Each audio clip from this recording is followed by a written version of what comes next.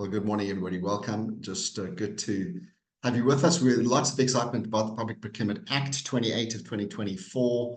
Today, we're going to talk specifically about methods. We've got a great topic that's lined up for next week, Wednesday, when we'll talk about the latest cost containment instruction and the travel framework. But we're going to focus today on the Public Procurement Act and particularly the methods section of that. But before we get into that, let's just quickly pause on a question that people are asking, which is, when is this going to become effective? We're busy now with our policy. We're busy now with procurement right now. We've heard that the Public Procurement Act has been signed by the President.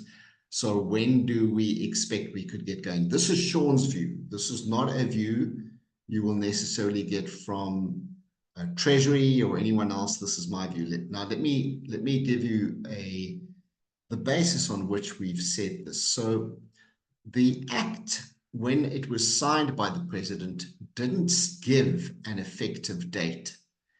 It said that it will take effect on a date still to be determined by the President by proclamation in a gazette. So there is no effective date at this point in time.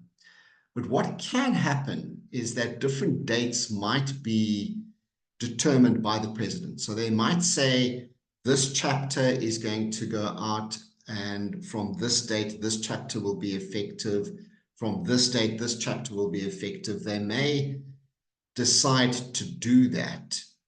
Now, why do I say it's probably mid to late 2025 before we actually have the regulations that we need in order to make this work? Well, there's a lot of work that needs to be done.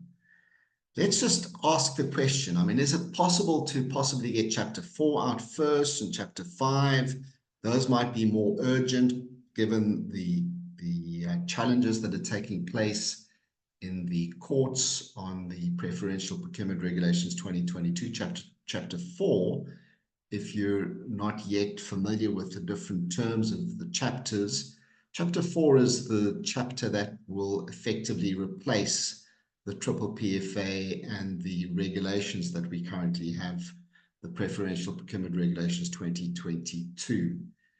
Now, in the Act, there are over 50 different references to where regulations are needed. There's 66, if I'm not mistaken, places where it refers to regulations, and in my count, it's about 50 different regulations that are going to be needed. And there's a big question as to what those regulations are going to look like and how many there will in fact be. But there's a lot of work that's needed. Now, the National Treasury, in putting together those regulations, have to follow a process, and the process is described in the Act.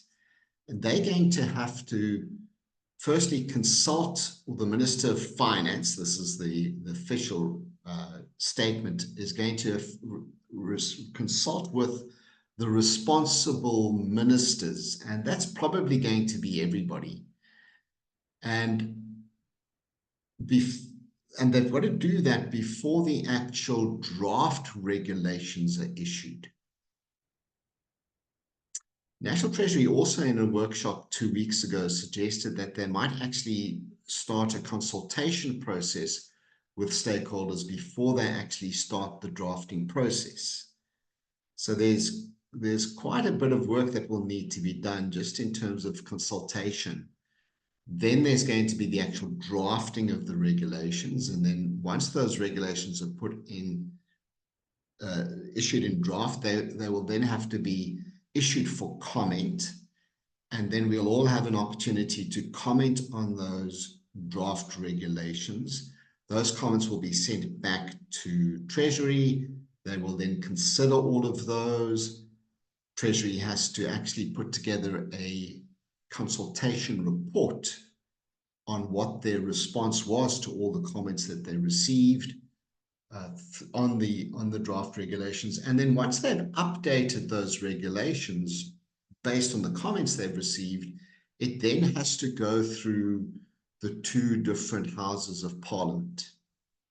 It has to go to National Assembly, and because the regulations will likely also impact the provinces, we'll have to go to the NCOP, the National Council of Provinces, and then it will get eventually to the Minister of Finance, who then is going to say, right, these regulations are now effective.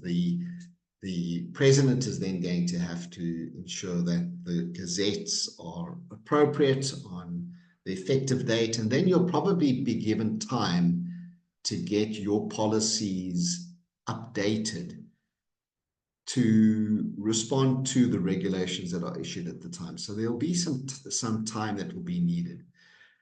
Mid to late 2025, so about a year's time is my estimate of how long it will take to get there.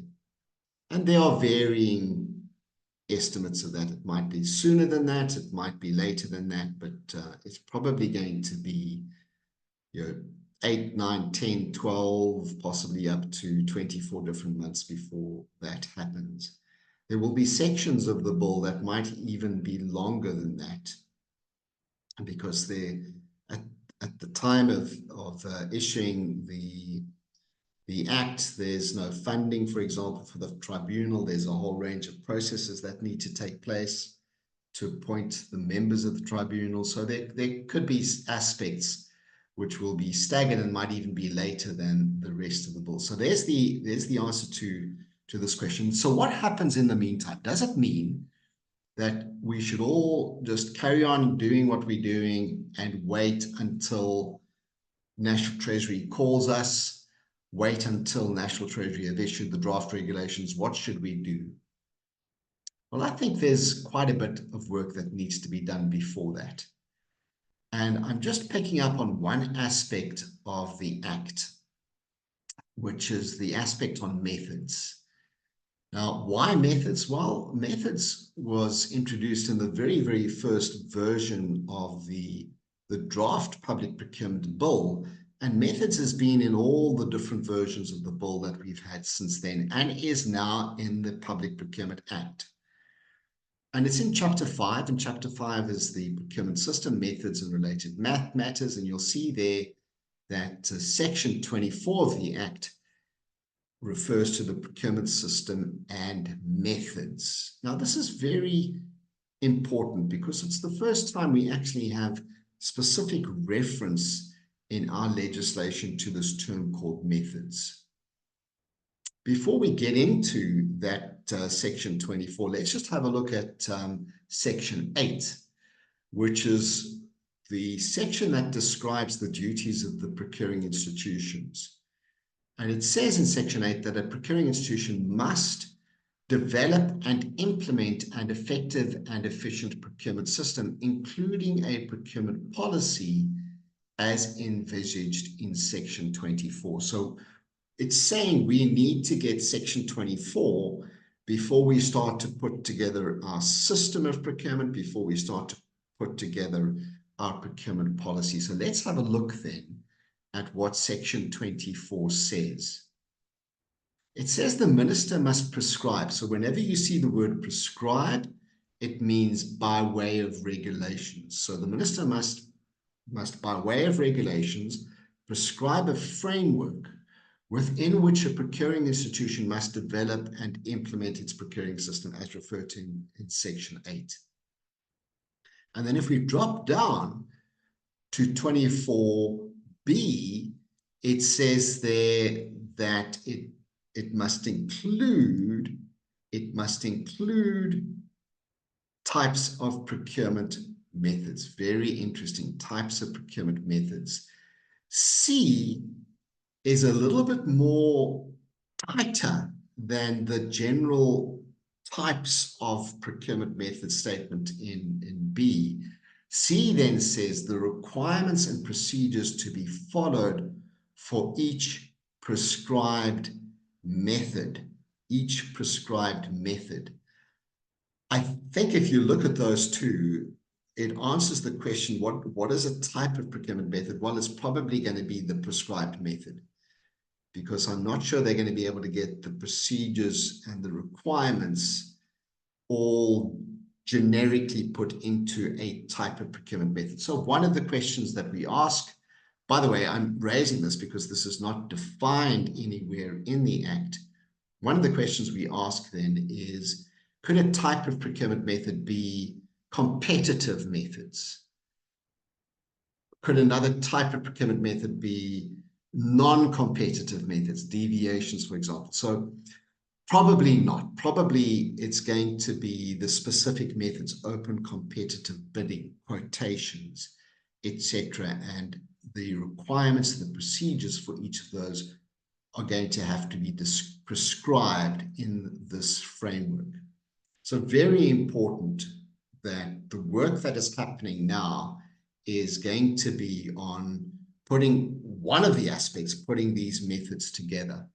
If we look at section 28, which is the one that refers to technology in procurement, it says the system must be subject to due diligence conducted, provide for the following components progressively. And if you jump down to 28.2c, it says there requirements and procedures for procurement methods as per section 24.1. So the system that has to be deployed must also then cater for, provide for the requirements and procedures for the different procurement methods. Right at the back end of the Act, it then talks specifically about the regulations. And it says the minister must make regulations regarding any matter required by this Act to be prescribed, which is what we saw in section 24. And then it jumps down to procedures for bid specification, invitation, submission, opening, evaluation, etc. Procurement fund partially or in full by donor grant funding, circumstances, procedures for pre-qualification of bidders. This is related to methods.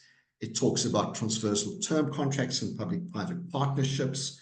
So very, very interesting. And then it gets into emergency procurement. I'm not going to get into that at this point, but just to say, of course, that is going to have to happen down the line. Let's then look at what this means, what this could mean. There is the emergency procurement, which could be a circumstance. The whole question, though, is going to come down to this section of the Act, and it says that the minister may make different regulations for different categories of procuring institutions and different categories of procurement. Now, we're not 100% sure what that means, categories of procuring institutions or categories of procurement. What it could mean is that when the Treasury were putting the bill together and they were thinking about this term, categories of procuring institutions, it might have meant PFMA Schedule 2 procuring institutions, PFMA Schedule 3A and 3C. It may be that MFMA, local government, that might also be a procuring institution. But the point is, though, that it may make different regulations. And so when we start to say, hey, we've got these different categories of procuring institutions, for example, PFMA Schedule 2s, PFMA Schedule 3As and Cs, MFMA, it means different regulations for each one of those. We're now making it far more complicated to create these different regulations. So there's going to be a big question around whether categories of procuring institutions in this respect is going to have or require different regulations. Categories of procurement may be construction, infrastructure, health, innovation, research and development. Those might be categories of procurement. We're speculating because we don't know, it's not defined, but that's what it could be. But very interesting now it then goes and says must make regulations regarding the procurement of infrastructure and capital assets and goods or services related to infrastructure and capital assets.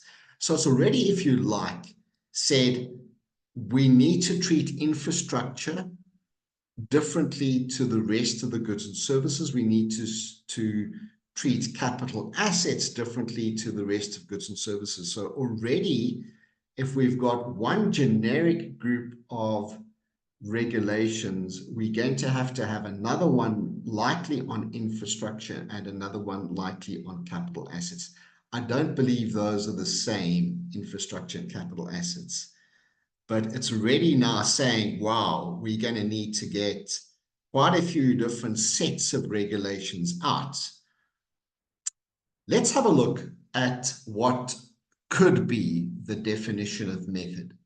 This is from a model law that the UNCITRAL has put together, where they've defined what a method of procurement is, and they say it's a way of conducting procurement subject to a set of conditions for use and rules and procedures for solicitation and ascertainment of the successful submission.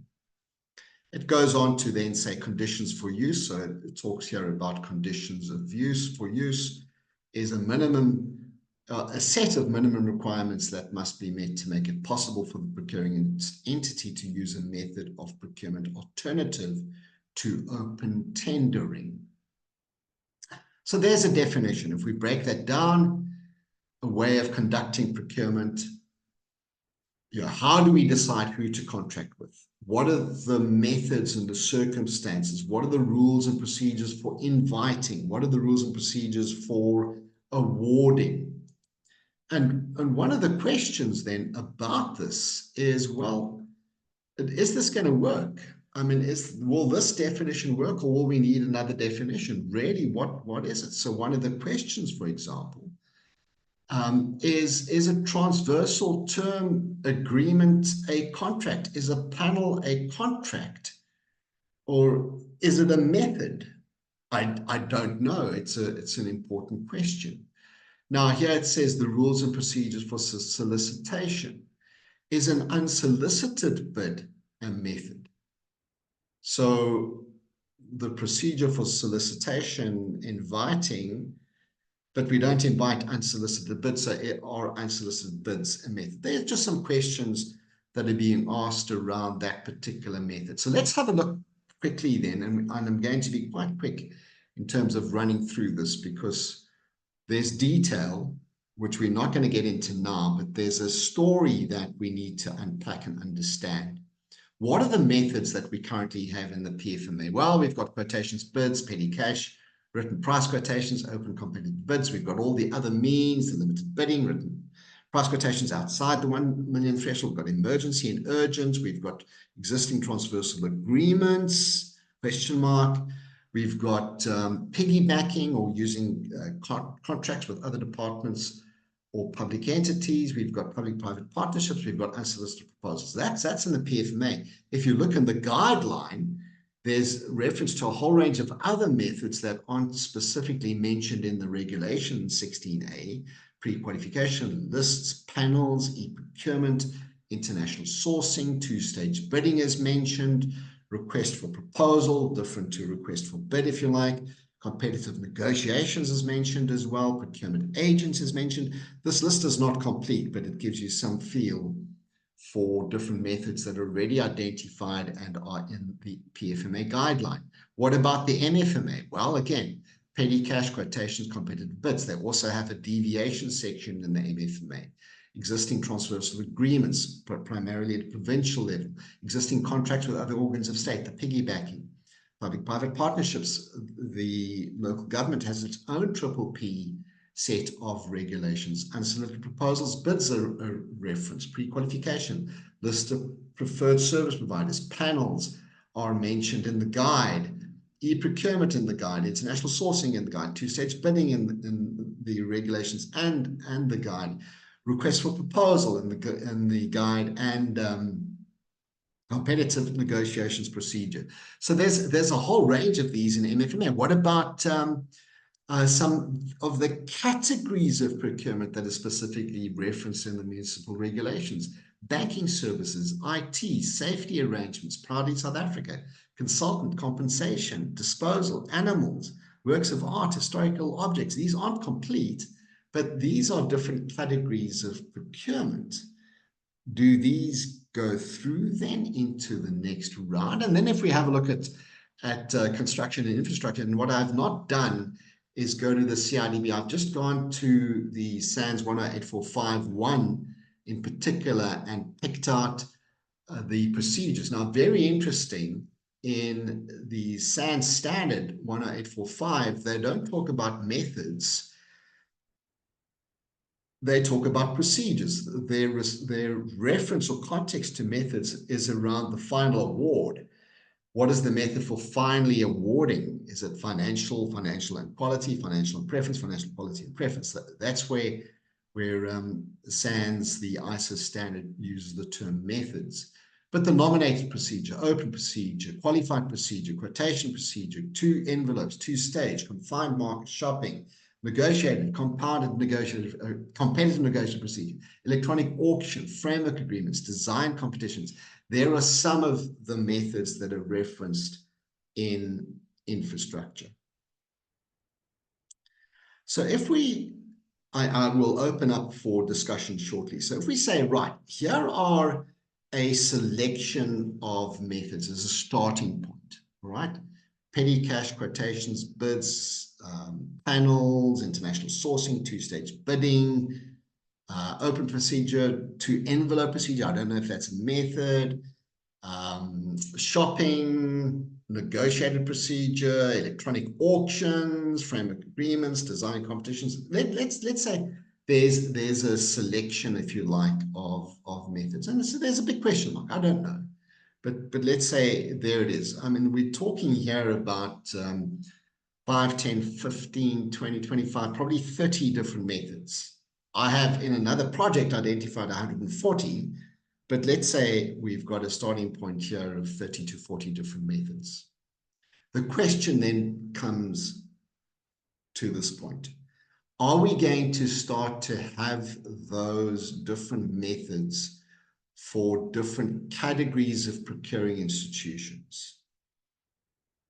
Remember, there will be an opportunity to have regulations that are specific for different thresholds. Okay, so that will still come through, but before you get to the threshold discussion, you have to have the method.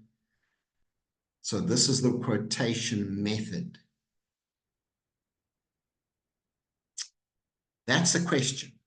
Are we going to have categories of procuring institutions similar to what we currently have? Question.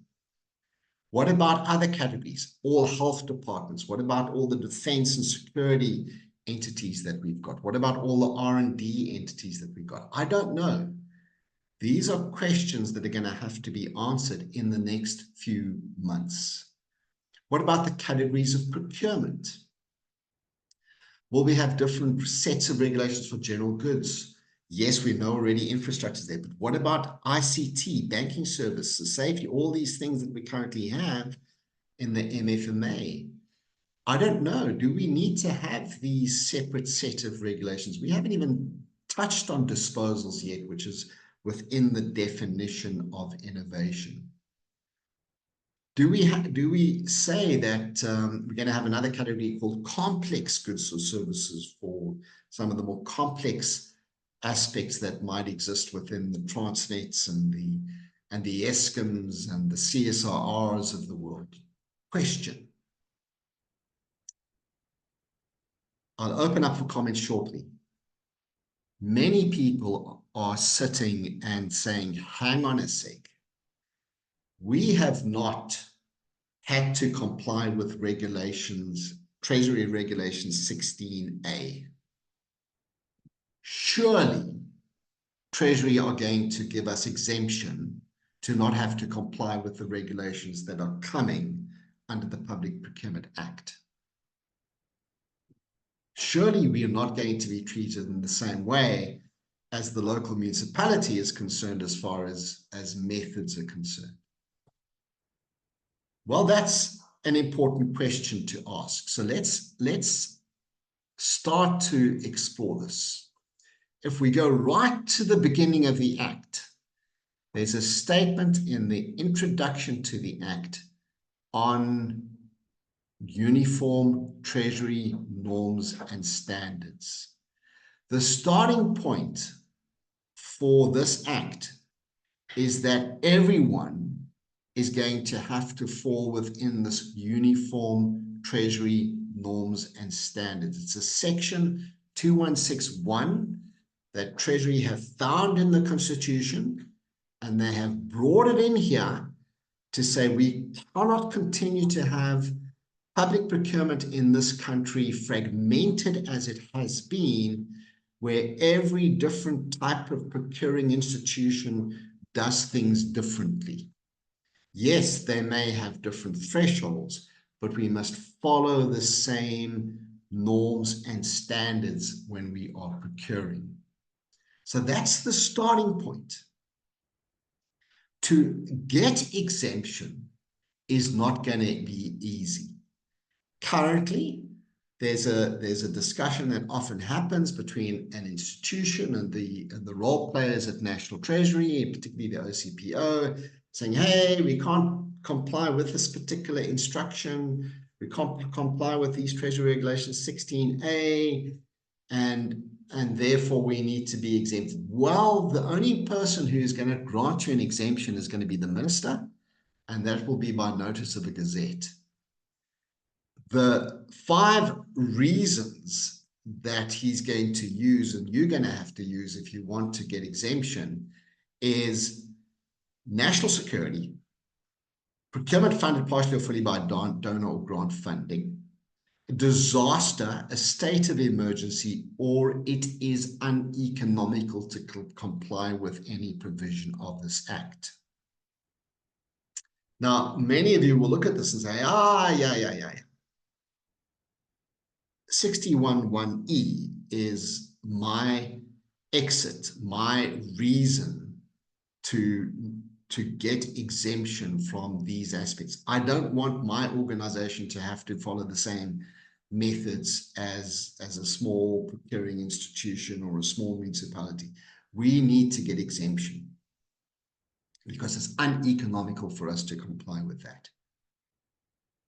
Well, that's going to be an interesting discussion, because the starting point will be uniform treasury norms and standards. You're going to have to demonstrate why the methods are uneconomical to you, because the Act has got everything in it to allow you to have your own methods. So it's very difficult. It's going to be a very, very difficult argument to have, to say, look, we want exemption. Well, we're going to help you. There's an aspect in here that says you can have regulations for categories of procuring institutions. So it's you and you and you and you. You guys will all fall into a particular category, and so we'll be able to exempt you. Hang on a sec. We can put regulations together for you guys. Well, we're the only ones that buys defense equipment. Well, we've got a category of procurement. We can put regulations together for defense equipment if we need to. This Act has been put together in such a good way that it's going to be very, very difficult to justify exemptions in this. And to do that, I think is going to require, if you're thinking exemption, you're going to need to do a lot of homework before you get to that point that you get exempted from this, because the starting point is uniform treasury norms and standards. Here are some thoughts on next steps. Are there other procuring institutions that share similar procurement requirements to you? Is there any value in you working with them? You've got to do some homework now. What are your specific requirements as far as methods are concerned? Of all of those existing methods that are there, which ones are suitable? Which ones are not suitable?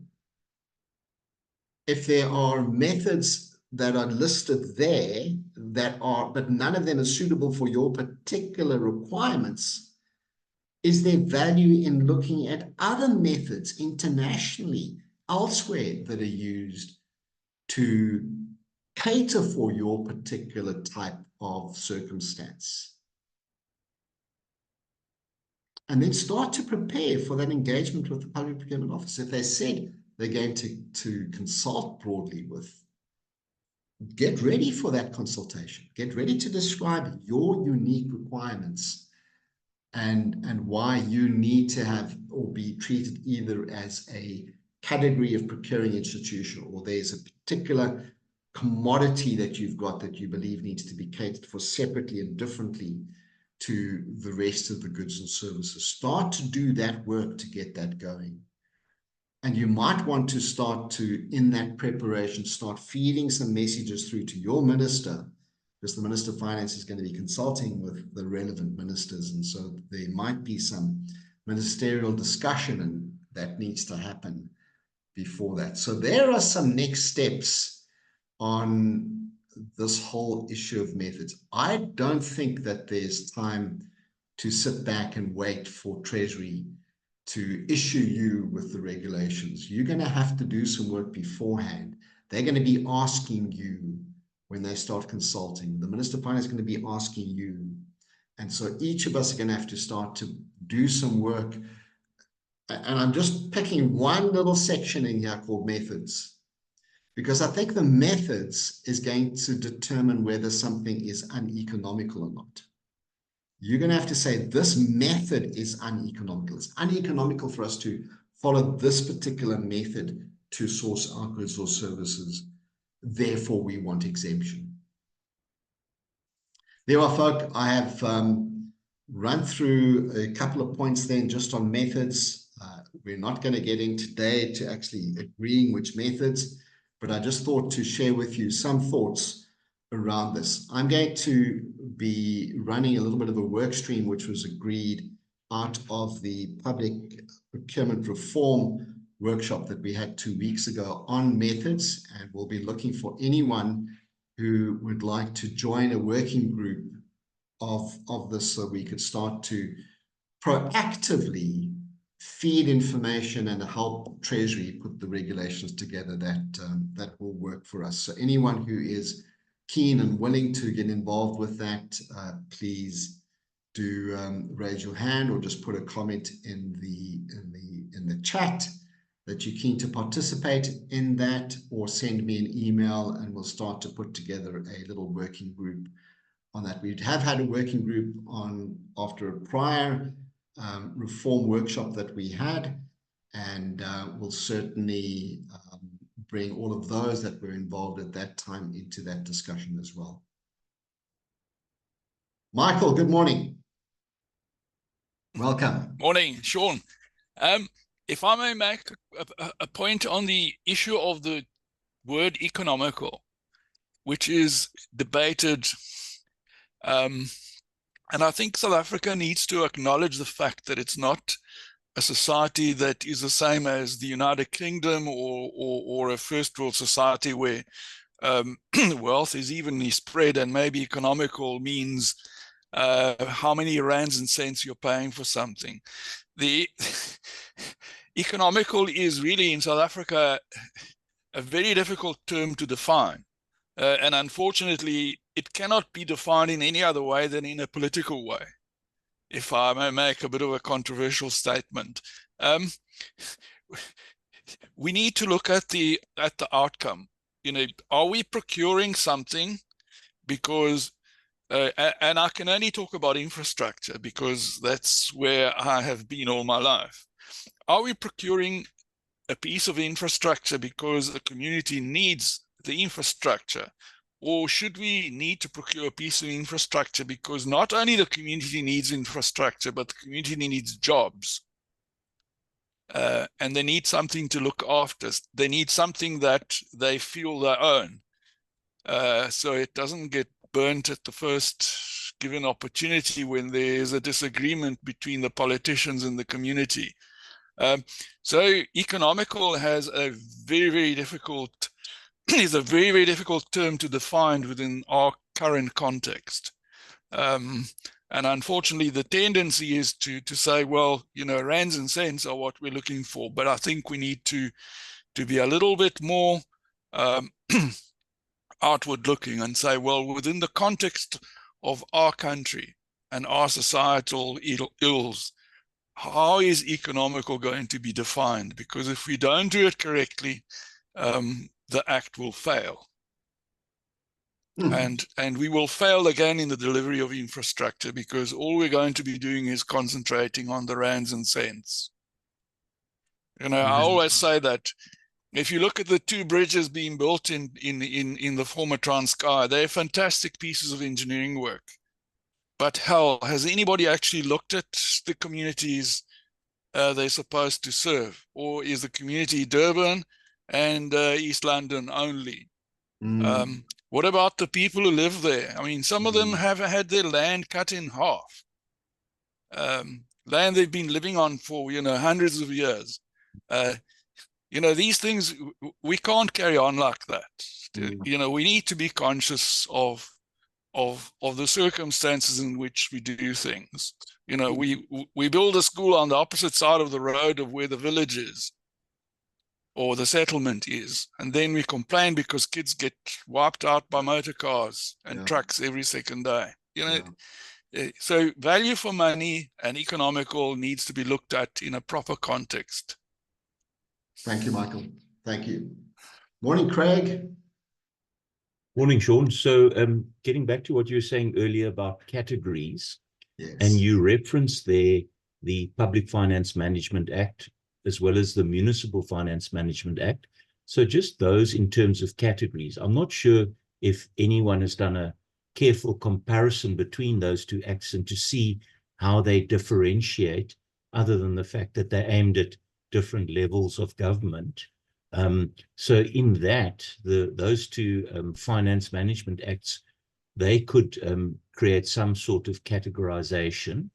And then I think also further to that, where you've particularly referenced the CIDB and the procurement. So I think you mentioned a while ago that earlier drafts of the Procurement Act made separate categories for construction and infrastructure, which was then removed from the Act, and that's obviously now going to be dealt with in the regulations. So quite clearly the regulations there'll be specific regulations for the procurement of infrastructure / construction, whatever one wants to call it.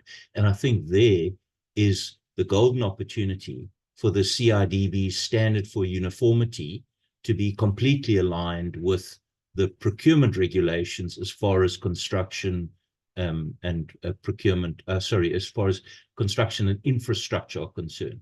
But just getting back to my original point, I'm not sure exactly what the differences are between the Public Finance Management Act and the Municipal Finance Management Act, and whether those 2 different acts may of themselves then create separate categories of procurement because of the requirements of those 2 specific acts. All right, I'll leave it for there. Thank you.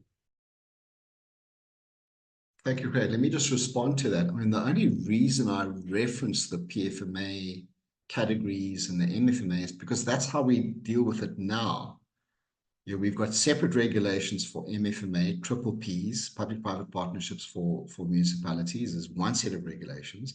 And we've got a different set of regulations on triple Ps for PFMA. And then we treat PFMA Schedule 2s differently to PFMA Schedule 3As and Cs. And it's just the categories we currently use. And I'm just asking the question and you're right, is that necessary that we continue with that? Or can we look at this completely different? So I think you ask great questions on the actual source of differences in the Act. Thank you. Interesting. Yeah, any other thoughts? Any other thoughts?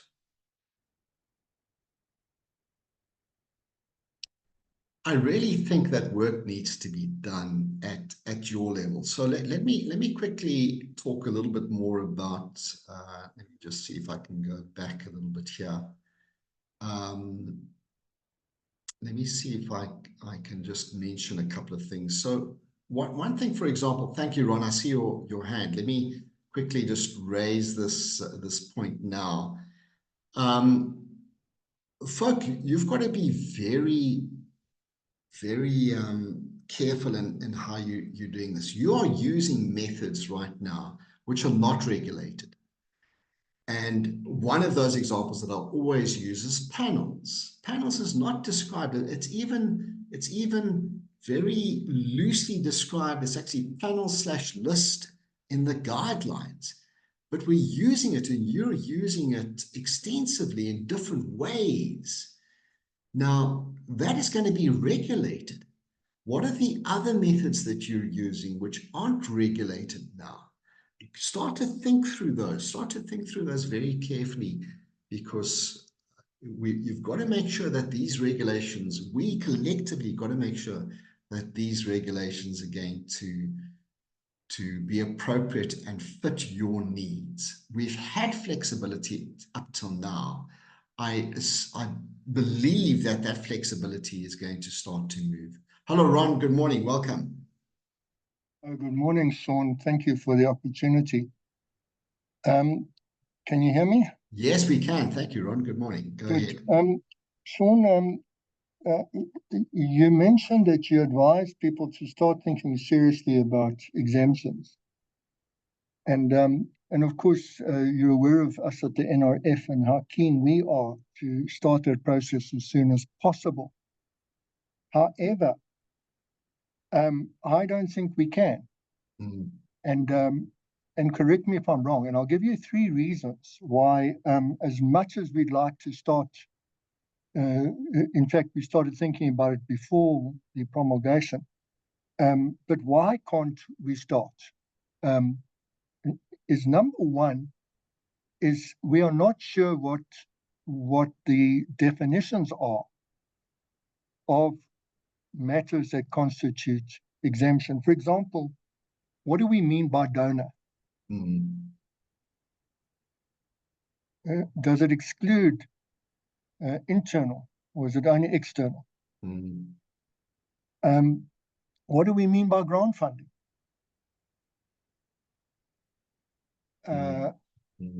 You know, because we cannot even begin to ask for exemption unless we have clarity on what those are. Secondly, and more importantly, is the simultaneity of regulations. So let's take methods. So we don't believe the minister can just say, in future, you will only use these 5 methods, because that would apply to ordinary procurement. He also has to simultaneously address the categories and the types and make regulations for those. Because if he doesn't, then clearly there's going to be major harm in the country if everybody now is limited to 5 when they've been using maybe 50 different methods.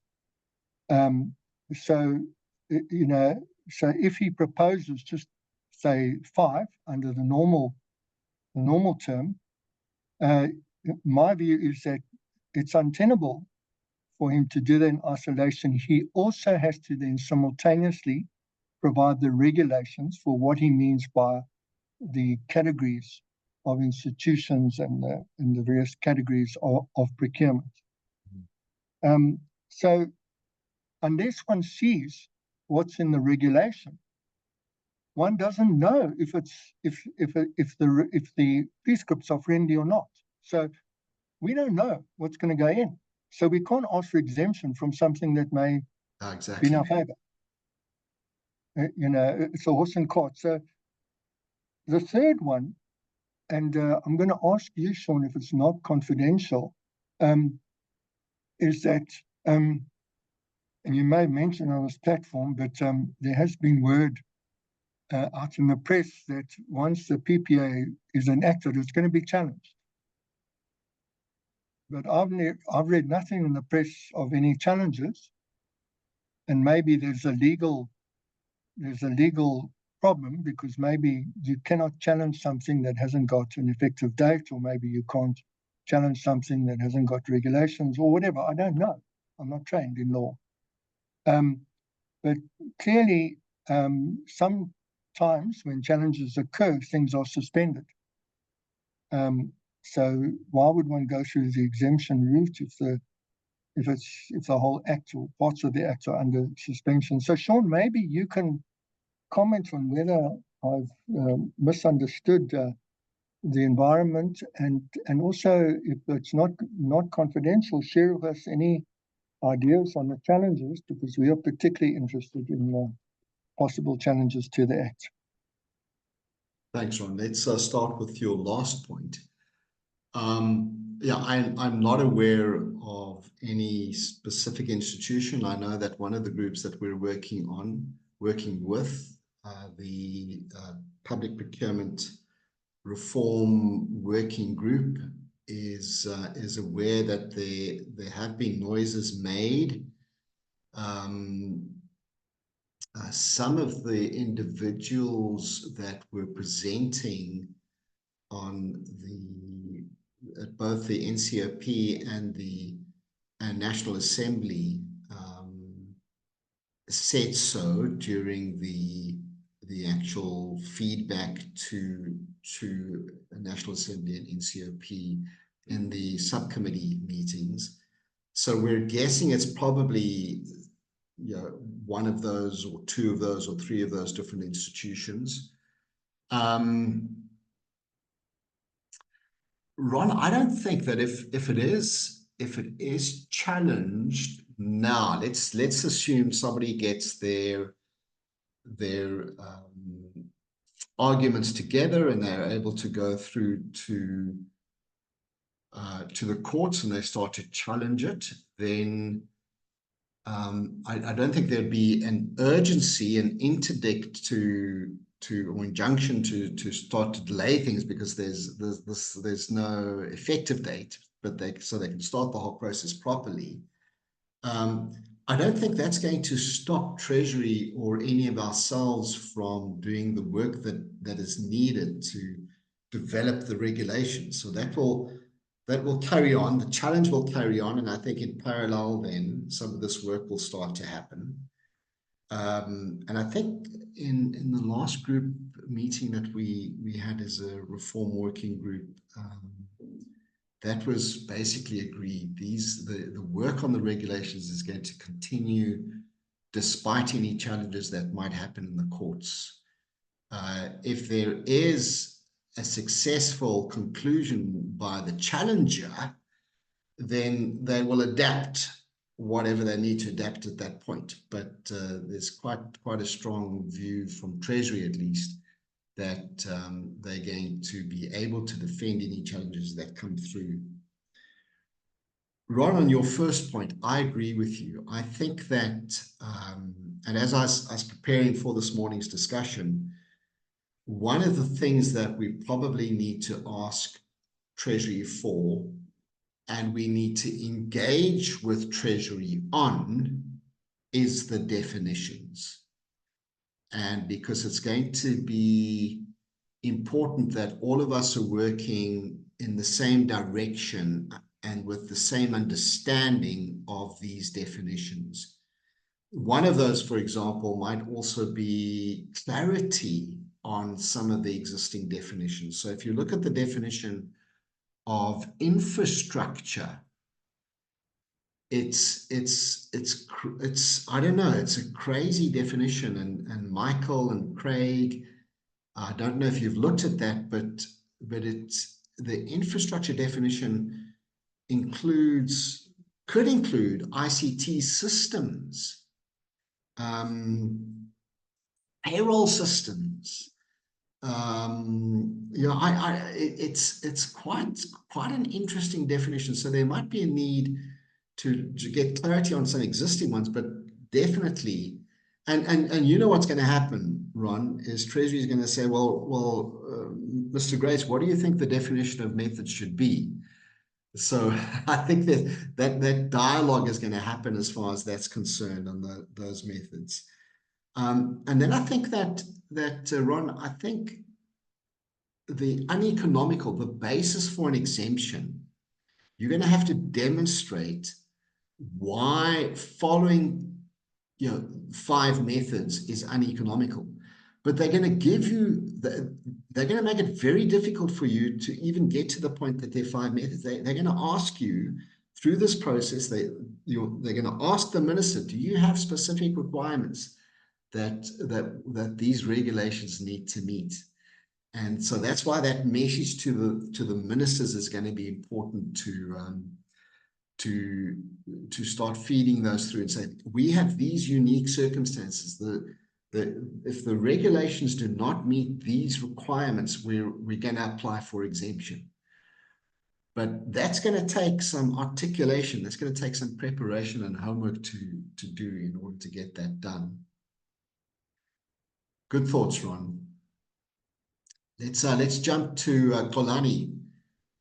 Good morning, Xolani.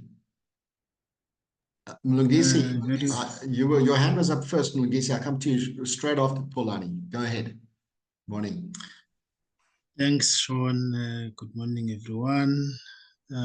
Not much on my side. I just want to concur with your last statements on this exemption, that it will be a big step for the minister to approve such exemptions.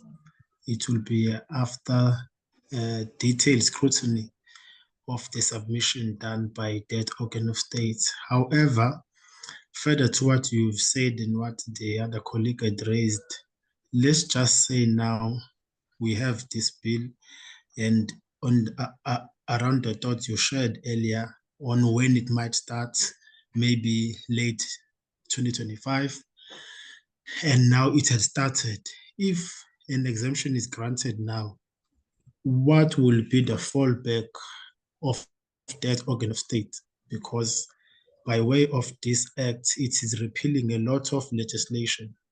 So meaning when this has now a start date, there will be an automatic repeal of those other laws, as the policy says. So now, if one is exempted now from this new bill, what will be the fallback in municipalities? Will they now automatically have to go back to MFMA, which is repealed?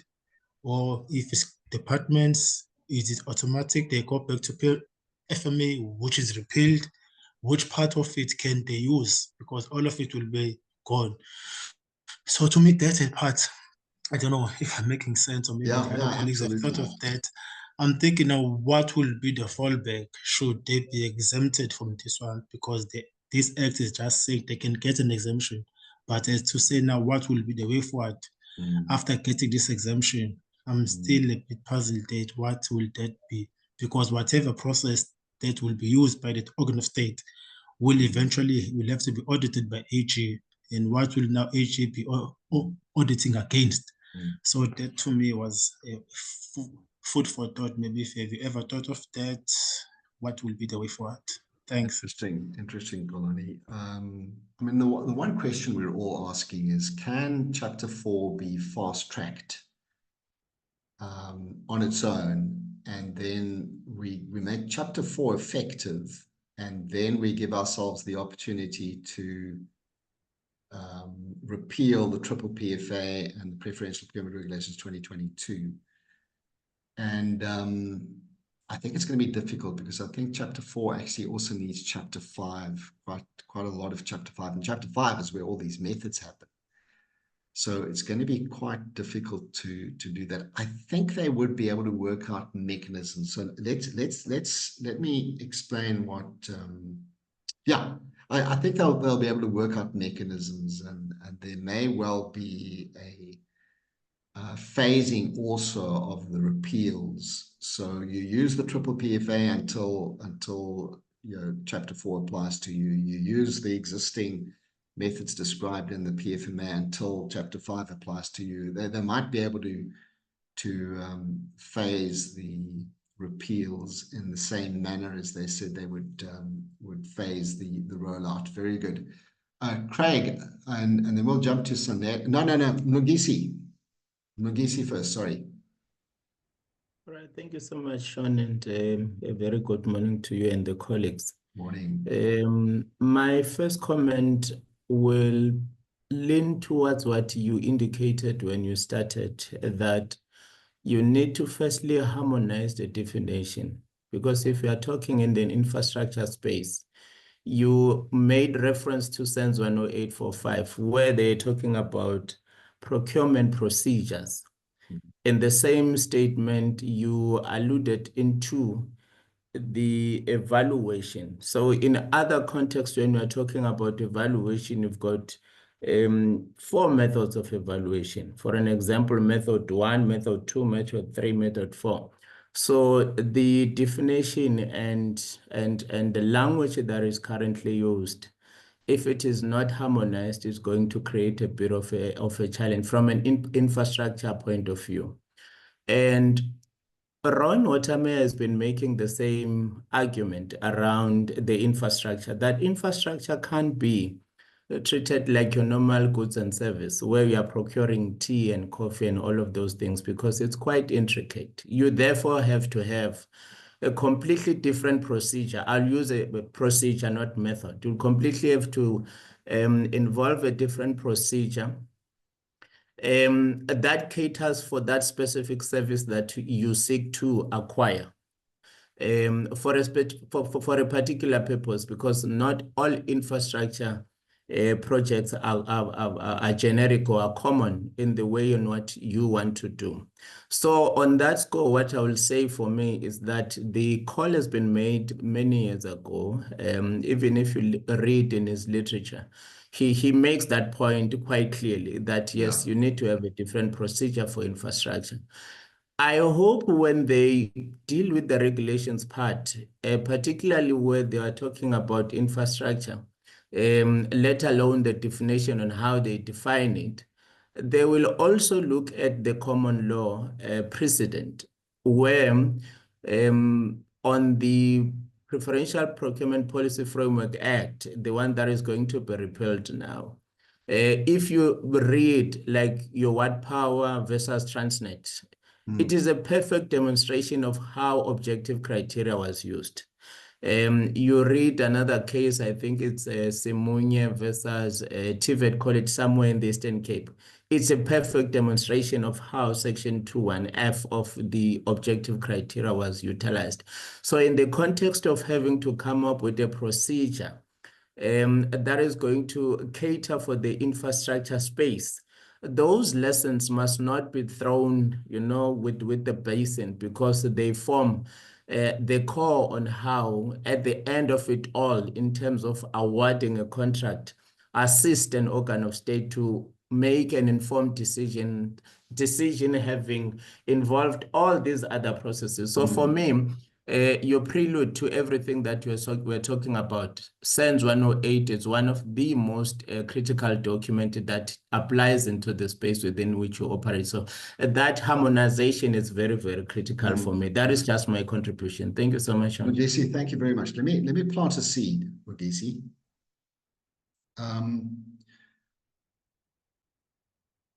Let's agree that you can't procure construction infrastructure in the same way as you procure pencils and furniture. Let's agree that. But why do we need to have infrastructure as a category of procurement when there may be other categories of procurement that could also use infrastructure methods? And I plant the seed because there aren't many other countries in the world where the procurement of infrastructure is treated differently to the procurement of other complex goods and services.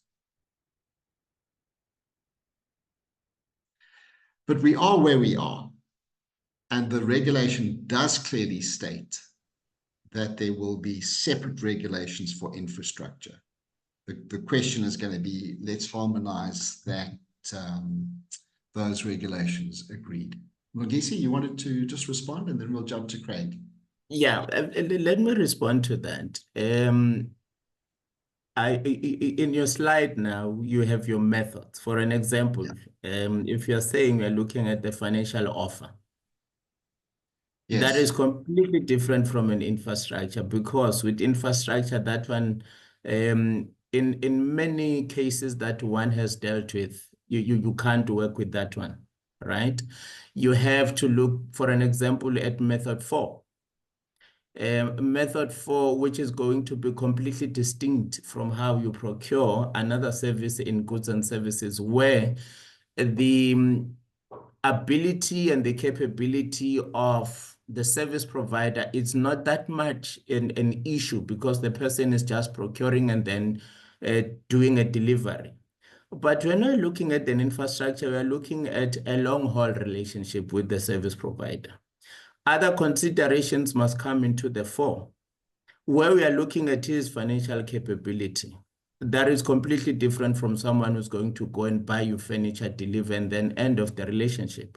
But with this one, you need to have take a measured risk, having looked at different aspects of his capability and ability for him to deliver on the project without giving you, too much of hassles. Yes, you may get hassles, but at the beginning, you need to engage into that exercise, which is completely peculiar from other services that you'll procure. Hence, you'll say, for an example, the issue of the quality that was there before, and then it's now functionality. With that functionality, what exactly are you looking at? You make a shopping list of certain things that you see as going to be the determining factor of whether this person is capable and able to deliver on the terms and the conditions of the contract the way you want it to be delivered. So the long-term relationship is the one that determines what aspect of the method you're going to be utilizing. In infrastructure, that is very, very critical, because it's not a short-term relationship. Sometimes you are appointing someone for 36 months, and then you need to take a measured risk. So that is going to be treated differently. Even when you engage into that process, let's jump it over and take and still maybe that objective criteria example that I spoke about. You go into an extent of saying, okay, you are saying to me that you have built a bridge before.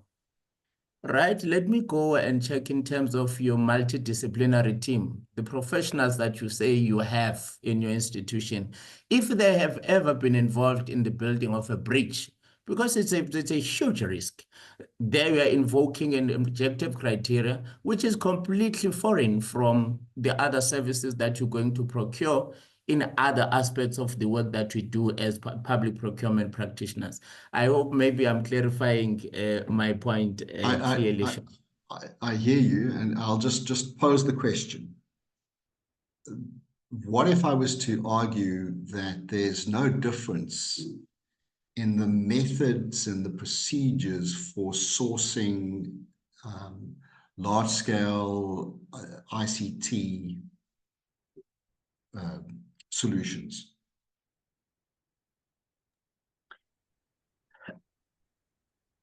And that's why the starting point of saying construction has to be treated differently has got to be challenged, because we don't have that basis. We haven't looked at the commonality in methods and procedures of other commodities, other categories of procurement. I get your point, Sean. When I look at 108.845, yeah, it has got great content that can be used in non-construction circumstances. Indeed. And we've got to use this opportunity now, Mongisi. We have a great opportunity now to rethink some of those old paradigms that we've had over the last 30 years. I do agree with you, Sean, because if one is posing or submitting an argument around infrastructure is very subjective, because it's not talking about the homogeneity of other services that other institutions are seized with. Hence, at the end of it all, if we feel that from someone who's sitting with IT infrastructure, for an example, sees a need of having to extract a procedure that has been developed in terms of SENS 10845, and include that as a package of a procedure that also accommodates his needs or whatever that he procures, that must be done in terms of the regulation.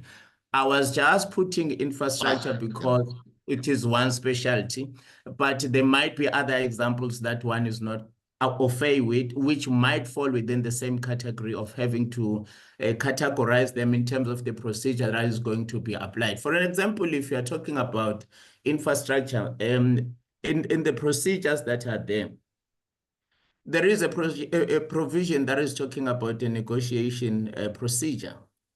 I'm not aware, or I'm not too sure whether are they allowed to venture into that space when in the example that we've just cited. But if they do venture into that space, then we can borrow from that procedure and then maybe put a conglomerate of different categories of procurement that are going to be accommodated by that particular procedure. Thank you so much, Sean. Thanks, Mlungisi. Good one. Fantastic. Craig, Sanele, Michael. Okay, thanks, Sean. So I want to jump back a few conversations just to answer Ron's question. Yes. And that is, yes, the Act is currently in the process of being challenged. And that is by Alan Winde, Premier of the Western Cape government. So Alan was quoted as recently as about a week ago, confirming that they are going to challenge the Act on its constitutionality. And what Alan specifically referred to is he said that prior to the Act being signed into law by the President, they wrote to the President and said, please do not sign this Act into law, refer it back to Parliament, because in its current form, it does not pass constitutional muster. And the very specific item that he mentioned amongst a number of them was the fact that each organ of state should be able to determine its own procurement policy. And he's saying that basically the way the Act is currently structured, that's not possible. It's prescriptive, and everybody's effectively ends up having to follow pretty much the same procurement policy. Well, that's the way he roughly explained it. So on that basis, the Act doesn't pass constitutional muster, and Western Cape government will therefore be challenging the Act on its constitutionality. All right. I'll stop Good there. one. Thank you. Thanks, Craig. Thanks. I mean, I saw that press release. I saw the expression of unhappiness, but I didn't see the commitment to actually challenge it through a court process. So interesting. Let's see how that goes. Yeah. Good one. Sanele, still with us? Let's jump to Michael. Oh, thanks, Sean. If I look back at previous work that's been done on procurement by the state, there were statements that were made in the National Development Plan in 2011. There was a review which was done by Treasury on the state's procurement systems in 2015. Yeah. And the outcomes were pretty much the same, other than, let's just say, other issues. Now, when you look at procurement, I think the state needs to realize that it costs money for the private sector, or whoever they purchase things from, to actually bid for work. It's an overhead cost, and somewhere along the line, that overhead cost actually transmits into the price that is offered. Yeah. And maybe what government needs to do is take a few basic projects or procurement of goods that are exactly the same in the private sector and the public sector, and look at why does the private sector pay a lot less for exactly the same goods or the same services or the same item of infrastructure. There are reasons for which the state wants to pay more, but you can strip those reasons out and you can look at, why does it cost 2, 3, 4 times more to build 1 kilometer of road for the state than for a private sector client when the specifications are exactly the same? And then look at the causes, the outcomes, and determine, yes, as a government, we're happy to pay more because we have other objectives in mind. But there's a limit, because at the end of the day, there's a limited amount of money to achieve the aims that we want to achieve. And the more of that money that is allocated to other objectives, the less money is available to actually achieve what we want to achieve. And it's a fact.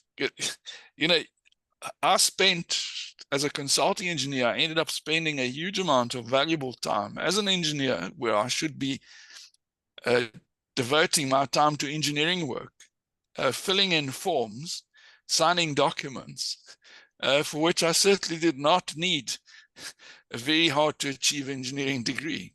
And we have limited resources. We need to make use of our resources in the most effective way. And I want to leave cost out, because I said cost is very much of an individual determination or assessment of what cost is or what economies of scale are. But at the end of the day, when you have engineers doing administrative work, because that is what is required by the systems that are in place, you're actually wasting the time of those engineers, because that work could be done by a clerk.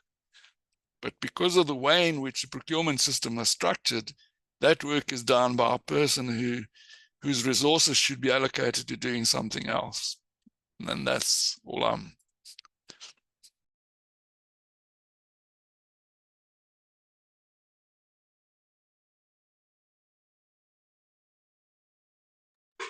You're muted, Sean. Thanks very much. There was another hand that came through, Nogisi. I'm just trying to see who that was. But go ahead, Nogisi.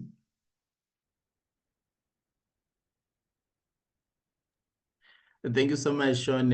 Fascinating thoughts by Craig. It's those competing interests that we have to deal with. In one of the research studies where they were looking at the core work of someone who is a professional in Craig's position, then they have to comply with now the build program of the CIDP. I'm just making an example. It's a practical example, which the CIDP is saying that, well, we understand its objective and its significance, but a professional will tell you that, this thing is just cumbersome. Now I have to waste so much of my time having to fill up forms. That is just one example of the frustrations that the professionals have to bear with, which is also an additional cost to the project. Here's another second example. Now, if we are going to look at Chapter 4 of the Act now, and then we are invoking the section on the subcontracting element, there we are talking about small micro enterprises. And then those enterprises, they become somehow a baby of a project leader on site. Because for an example, in terms of the variation orders, the extension of times, and in terms of the management of the contract on its own, it's another added responsibility on the professional. But it is an imperative of government that they need to ensure that these small emerging enterprises are also sustained and developed in the process. Therefore, a mechanism was created that they must form part of the big government cake, so that a little bit of it is given to them so that they are able to to be sustainable in another form. So it is something that is going to take a bit longer for us to shake away, especially from the professional side of things. Interesting thing that is coming out of it, that we spend a lot of work now and we spend a lot of money in terms of ensuring that those secondary imperatives or objectives are implemented in government. Hence, you'll find that the private and the public procurement space is completely different. In fact, the public procurement space is very expensive, and then it's time-consuming for the professionals. I work with professionals most of the time, and then they raise these frustrations about these secondary objectives. But it is something that is with us, and it's something that is legislated that we have to bear with. So I'm just echoing his frustration on what is still going to be with us for longer, as long as we are still called public procurement professionals. Thanks, Sean. Good one. Thanks, Mngisi. Good, very, very good points. Anyone else have any other thoughts to share? We've had a good discussion. Thank you. I hope that's been some food for thought for those of you who are starting to think about what is it that we need to do in order to prepare for the Public Procurement Act.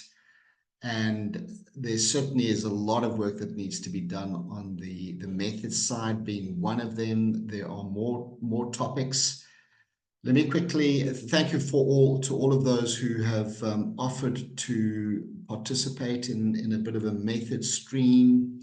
I noted your names. We'll start to get a bit of a group together and see if we can make some progress as far as that's concerned.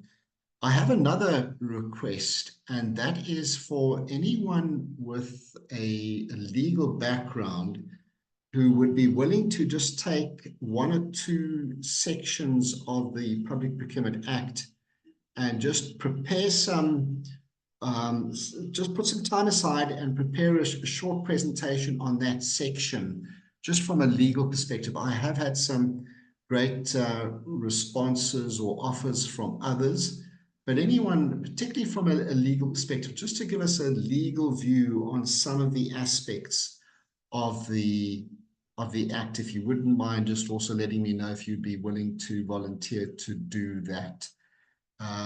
Would certainly like that, because we're going to, over the next while, you'll see here, we've had one session just on one statement being methods. There's still the systems aspect, there's chapter 4, there's a whole range of things that we need to still run through as far as this Act is concerned. Ron, you've got the last word. Last word to you, Sean. Do you want to make use of the opportunity to speak about the free conference, which is also on methods? Thank you, Ron. Thank you. We're going to be sending out very shortly to the 1,700 names that we've got on the list, that the email list of this one, a conference which is scheduled for the first week of September, 4th and 5th of September. It is on specifications and methods. I will put the link into the chat shortly. Just a heads up, right now it is fully booked as far as the physical seats is concerned. There is no more space physically, but we will be running an online virtual version. So anyone who would like to attend online is welcome to do that. I'll put the link in the chat shortly. Thank you, Ron, for that comment, that reminder. Good. Anything else? Please don't hesitate to send through any suggestions that you've got or any offers you want to volunteer next week. Just for those that weren't with us in the early part, next week we have got the unpacking of instruction 1 on the cost containment and travel, which will be by National Treasury's procurement, and also the Accountant General will also do that for us. So please be sure that you join us next week for that one. The link is coming shortly. Zanda is asking me if I play guitar. I do, but I'm borrowing a using an office. I'm coming to you from Cape Town at the moment. I was in Cape Town for 2 meetings this past 2 days. And yes, so I have borrowed someone's office, and yes, this Justin is a keen guitarist.